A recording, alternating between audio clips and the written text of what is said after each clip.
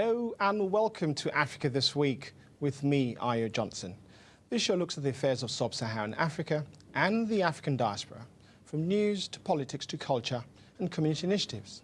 Today we're looking at efforts stalled in producing a viable peace deal between South Sudanese government and rebels, as well as a review of the articles in the African continent, where we look at the legacy of Marcus Garvey, a Jamaican national, and his Pan-African ideology.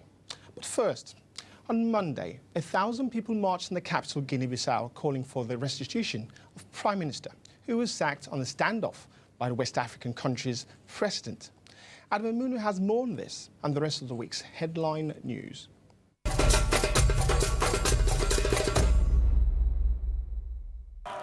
Marchers in Guinea-Bissau demanded the reinstatement of sacked Premier Domingos Simões Pereira outside the headquarters of the ruling PAIGC party in the centre of the capital, Bissau. The coup-plagued former Portuguese colony has been in political turmoil since President José Maria Vaz fired Pereira on Wednesday over a series of disputes, including the naming of a new army chief. On Saturday, the ruling PAIGC renominated Pereira as Prime Minister. So far, Vaz has not reacted to the move. The leader of Nigeria's Boko Haram denied that he'd been killed or ousted as chief of the group in an audio recording released on Sunday, attributed to him by security experts. In the 8-minute Hausa language message, Abubakar Shekau rebuffed claims by Chadian leader Idris Deby that he'd been replaced and called the president a hypocrite and a tyrant. Deby declared on the 12th of August that efforts to combat Boko Haram had succeeded in decapitating the group and will be wrapped up by the end of the year. Deby told reporters in the capital in N'Djamena that Boko Haram was no longer led by the fearsome Shekau and that his successor, whom he named as Mohamed Daoud, was open to talks.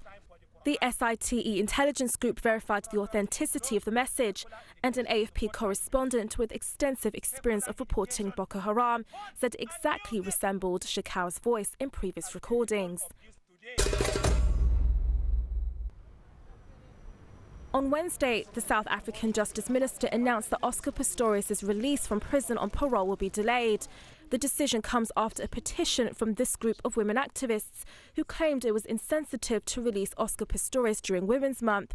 The minister rejected their claims, yet referred the case to parole board review, postponing his release. Pistorius' case has been handled exactly the same way as many thousands of others up until now.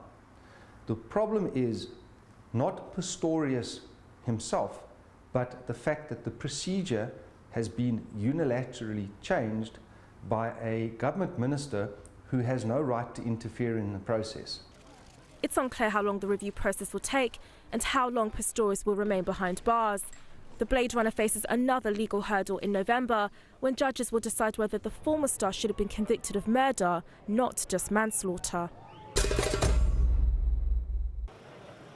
Burundian President Pierre Nkurunziza warned rebels on Thursday that they would be crushed by God after being sworn in for a controversial third term, following weeks of protests and a failed coup against him. Nkurunziza thanked God for his win in elections last month after taking the oath of office in a surprise ceremony in the capital, Bujumbura. His third term has been condemned as unconstitutional by the opposition and provoked months of protests. There has been a string of killings since his re-election, including that of his top security chief, who was assassinated by a rocket attack last month. But Nkurunziza, an ex-rebel turned born-again Christian who believes he is empowered by divine choice, warned those who have chosen the path that leads nowhere, who attack and fight their country, will be stopped by the hands of God. No foreign head of state was present, but several African countries, as well as China and Russia, sent their ambassadors. European Union nations and the United States sent lower-ranking officials. This week, United Nations officials received disturbing new allegations that peacekeepers in the Central African Republic raped 3 young women, the latest in a series of recent claims against the UN mission there. The new allegations came a week after UN Secretary-General Ban Ki-moon fired the head of the UN's mission to the country, declaring enough is enough, after a string of accusations of child sex abuse and other misconduct by the troops. The rapes allegedly took place in the town of Bambari, northeast of the capital Bangui, in recent weeks. The victims' families notified the mission on August 12th. Sources said they were from the Democratic Republic of Congo. The MINUSCA force, which took over from an African Union mission nearly a year ago, has been plagued by a series of allegations involving its peacekeeping forces. There have been at least 61 claims of misconduct against them, 12 of which involve sexual abuse. Morocco and Burundi are also investigating allegations of sexual abuse against their soldiers in MINUSCA. UN peacekeeping officials have requested an urgent meeting with officials from the Democratic Republic of Congo to discuss the latest allegations and have given them 10 days to decide whether to investigate. Malawi announced on Thursday that new mineral deposits have been discovered in a $30 million geophysical survey sponsored by the World Bank and the European Union. Natural Resources and Mining Minister Brian Adeba did not specify the minerals, but other officials said they were phosphate, copper, coal, kimberlite, niobium and uranium. No details were given of the size or value of the deposits, nor any indication of whether they could transform Malawi's agriculture-based economy. Unlike many African countries whose economies rely on mineral exports, Malawi has until now only boasted of a $185 million uranium mining project in the north of the country. Malawi's mineral industry on average contributed around 1.5% to national income between 2006 and 2010, according to the World Bank. Sudanese President Omar al-Bashir said on Thursday that he was ready for a 2-month ceasefire with rebels to allow national dialogue talks to take place to address the country's myriad problems, offering insurgents an amnesty. Bashir, who is wanted of alleged war crimes in Darfur, announced the talks in January 2014 to resolve conflicts in Sudan's border regions and has been trying to persuade rebels to attend the talks in Khartoum. The 71-year-old was addressing the General Assembly for the National Dialogue, announcing the talks would start on October 10th. Insurgents from Darfur and the rebel Sudan People's Liberation Army North from the Blue Nile and South were due to meet the African Union Chief Mediator Thabo Mbeki in Addis Ababa on Friday to discuss the dialogue. The rebels did not immediately comment, but they, along with Sudan's mainstream opposition, have previously said they will not take part in the dialogue as the atmosphere is not conducive for the talks. Darfur erupted into conflict in 2003 when mostly black African rebels mounted a campaign against the Arab-dominated Khartoum government, saying they had been marginalized economically and politically. Talks on a peace process in South Sudan ended without a complete peace deal reached between rival parties in Ethiopia on Monday. But President Kiir promised United States Secretary of State John Kerry that the deal will be signed. According to the mediators of the regional bloc IGAD, the South Sudan government required 2 weeks before signing the peace deal that was accepted by the South Sudanese rebels. Under the IGAD's mediation, the agreement was signed by representatives of the opposition and former detainees of South Sudan, as well as by other stakeholders, towards ending the more than 20-month conflict in the world's youngest nation. The government delegations led by Salva Kiir will make consultations with constituencies to come back in 2 weeks' time to complete the agreement. Nkosazana Dlamini Zuma, chairperson of the African Union Commission, said it was an important step forward into the political deadlock of the last 20 months. Meanwhile, Ethiopia's Prime Minister Desalegn, who is also chairperson of IGAD, said he would encourage the South Sudan government to sign the document.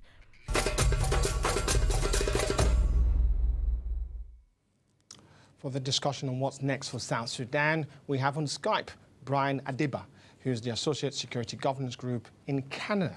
He's also a journalist and observer on South Sudanese affairs. Welcome to the show. Brian, how significant is it that this latest peace deal that hasn't been signed, how disappointing is it? And in what context do you put that in relation to the leaders of both Mr. Machar and Salva Kiir? Are they both being irresponsible? Well, let me tackle the first section of your question. I think that the failure to sign the deal is a big blow to peace and stability in South Sudan. What it essentially means is that the conflict will continue, and a continuation in the hostilities literally means that more people will be killed. There will be more deaths due to war-induced poverty and disease. In short, the failure to sign the deal exacerbates an already worsening situation in South Sudan, both politically and economically. So there's 5 sticky points here. What are they, and why are they still stumbling blocks? Well, I think the key issue, the key sticking point is power sharing. According to the IGAD deal, the distribution of power both at the national and state level is going to be in this way. 53% of constitutional posts at both levels will go to the government, and the rest will go to the SPLM, opposition, and other small political parties in South Sudan. What this essentially means is that the government gets a slight majority in the share of power. So even at the cabinet level, if there is any voting, it has a slight majority.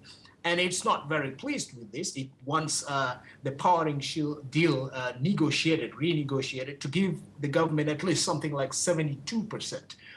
From the perspective of appointing, for instance, Riek Machar as first vice president, the government is wary of the powers entrusted on Machar in the agreement, and they want these powers clipped. So these are some of the sticking points in the agreement. Well, power shift, for power control, everything seems to be centered around power. We've got 2 million people who've already been displaced, who've left their homes. You've got Mr. Machar and Salva Kiir clearly at loggerheads, bitter enemies over a period of time. Where do we go from here? Because on the back end of 2011, we were rejoicing. A new nation had been born.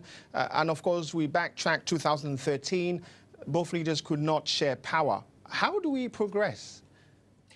I think we need an external arbitrator to pressure both sides, and especially at this time, the side that has refused to sign the agreement, to pressure this side to come to the negotiating table. And in that respect, I believe that the international community should explore targeted sanctions that will impose asset freezes on the political elite that are opposing this deal, an arms embargo, and a travel ban.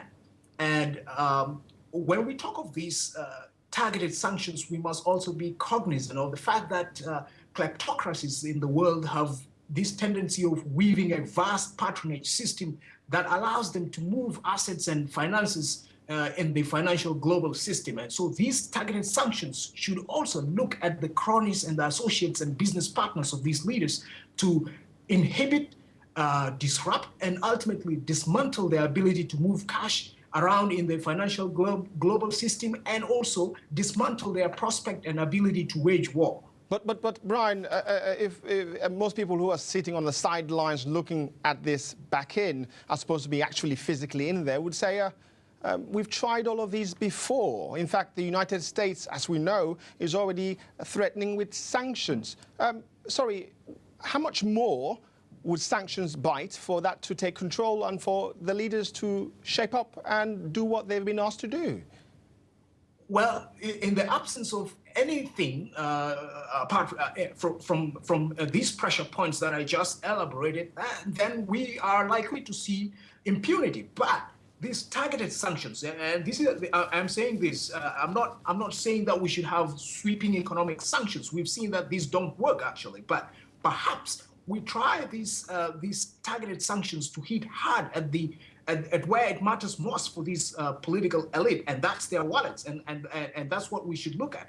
And also, when we look at these targeted sanctions, their enforcement is crucial to success. And at this point, it would be prudent for the international community to look at enhancing or strengthening tools for enforcement of sanctions within the region. In the absence of that, the targeted sanctions will absolutely be, in my opinion, useless. Well, useless as it sounds, as you've literally said those in your own words, but the international play, especially that of regions, I mean, we can look at, for example, we know that Mr. Machar has support from Sudanese President Bashir, and we already know that Ugandan's presidents and leadership are supporting Mr. Salva Kiir.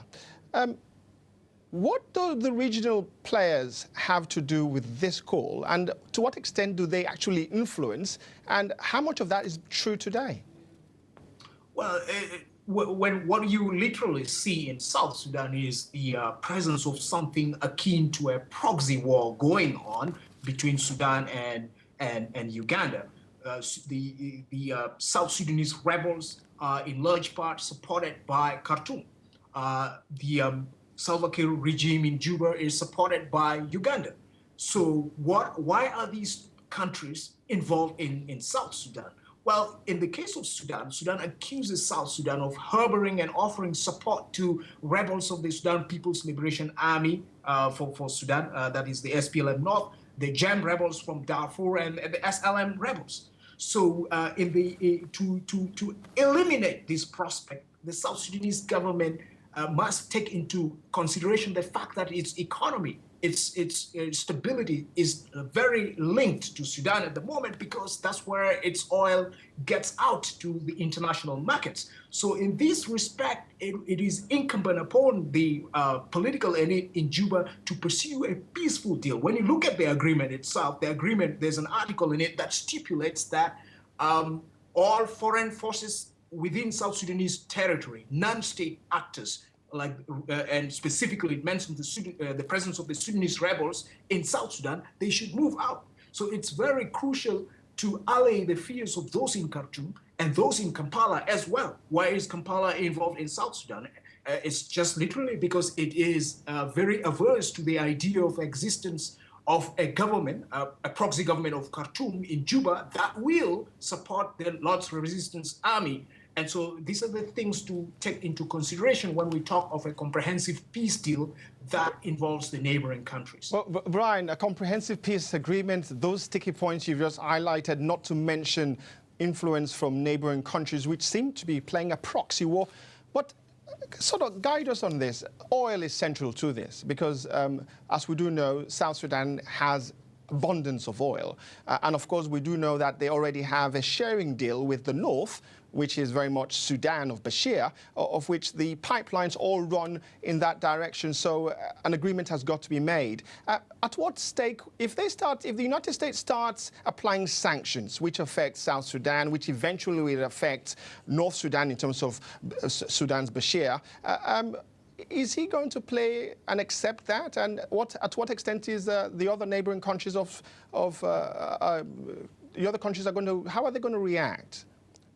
Well, we're not talking of sweeping economic sanctions, though those probably may not be that effective, but we're talking targeted sanctions at individuals in the power structure in the government. Those are the types of sanctions that we're talking about here. These types of sanctions will have no impact on the relationship between the power structures in Juba or Khartoum or in Kampala or anywhere in the region, except for curtailing any kinds of dealings that enhance the movement of assets and finances into the global financial system. Well, Brian, this matter is going to keep on running because we're not sure exactly whether the peace deal will be signed and if it will be kept. Well, thank you for your comments, Brian. And we'll be going for a short break. When we come back, we'll be having our review on the news. See you shortly.